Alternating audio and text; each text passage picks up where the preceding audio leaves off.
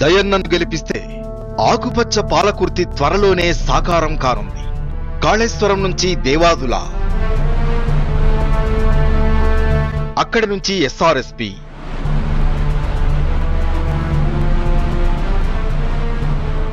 దేవాదుల నుంచి 10 టీఎంసీల సామర్థ్యంతో నిర్మిస్తున్న మల్కాపూర్ లింగంపల్లి రిజర్వాయర్కు,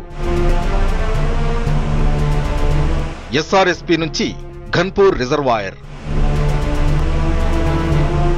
ఘన్పూర్ రిజర్వాయర్ నుంచి ఉప్పుగల్ రిజర్వాయర్, ఉప్పుగల్ రిజర్వాయర్ నుంచి పాలకుర్తి రిజర్వాయర్కు గోదావరి జలాలు చేరుతాయి. ఎస్ఆర్ఎస్పి నుంచి నవాబ్పేట రిజర్వాయర్కు గోదావరి పరవళ్లు తొక్కనుంది.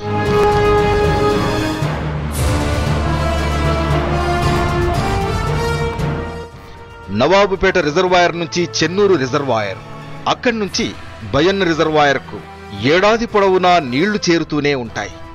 ఇలా అన్ని రిజర్వాయర్ల నిర్మాణం పూర్తయితే వందలాది చెరువులు, కుంటలు నీళ్లతో నిండిపోతాయి. తాతల కాలం నాడు చెప్పుకున్నట్లు చెరువులు, కుంటలు అలుగుపారుతూ పూర్వ వైభవం సంతరించుకుంటాయి.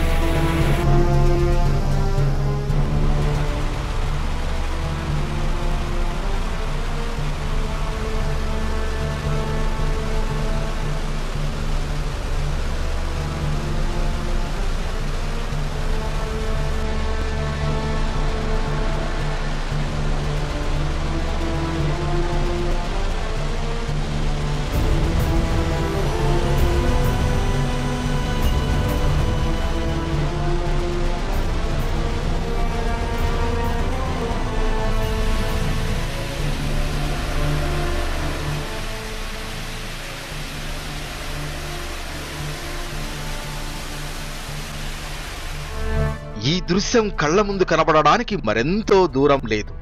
దయన్నను గెలిపిస్తే 2019లోనే రిజర్వాయర్లన్నీ పూర్తి చేసి పాలకుర్తిని మరో గోదావరి ప్రాంతంలా సిరులు పండించే ధాన్యాగారంగా మార్చనున్నారు.